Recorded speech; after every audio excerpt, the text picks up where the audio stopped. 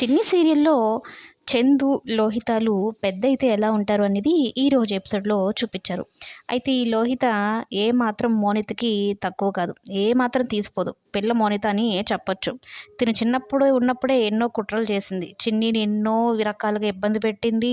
మాటలతో కానీ, తన ప్రవర్తనతో కానీ చాలా రకాలుగా ఇబ్బంది పెట్టింది. అయితే ఇప్పుడు పెద్దయితే ఏంటి చిన్ని పూర్తిగా మారిపోయింది. లోహితకి ఆపోజిట్‌గా మారిందనమాట.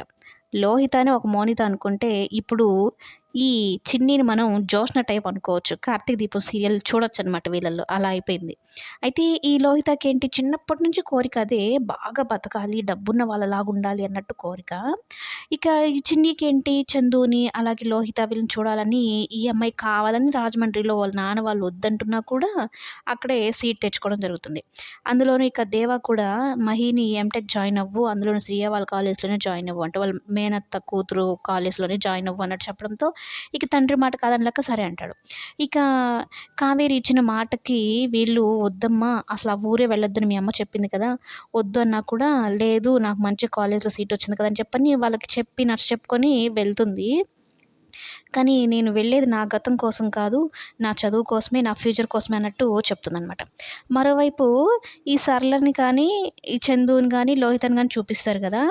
సరళ యాటిట్యూడ్‌నే సేమ్ టు సేమ్ పర్సన్‌ని మార్చారు. యాటిట్యూడ్ మాత్రం అలాగే ఉందనమాట.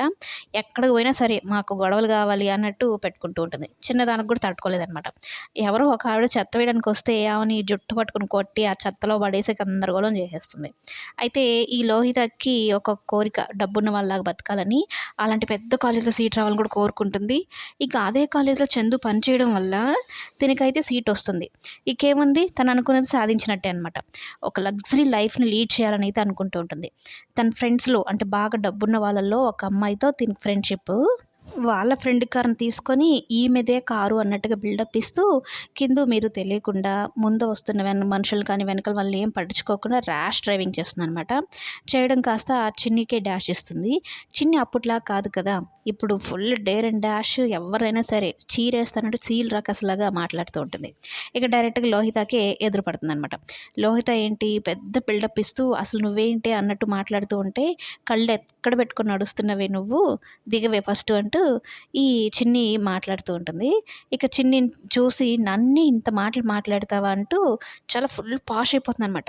ఇంట్లో ఏమో ఒకలాగా చందు వాళ్ళ దగ్గర, బయట మాత్రం ఇంకొకలాగా బిహేవ్ చేస్తూ ఉంటుంది లోహిత. అలా మొదటిసారి చిన్ని, లోహితలైతే కలుస్తారు. లోహిత కారు వెనకాలే చందు రావడం కూడా జరుగుతుంది. ఇక చందుని కూడా లో ఈ చిన్ని చూడడం అయితే రియల్‌గా చెప్పాలి అంటే వీళ్ళ కోసం అయితే మనం సీరియల్ చూడడం లేదు. బాలరాజు, కావేరి, చిన్నీల కోసం చూసాము. ఇప్పుడు పర్సన్స్ మార్చినప్పటి నుంచి చూడాలంటే చాలా వరకు ఇంట్రెస్ట్ తగ్గిపోయింది. మరి మీరేమంటారు?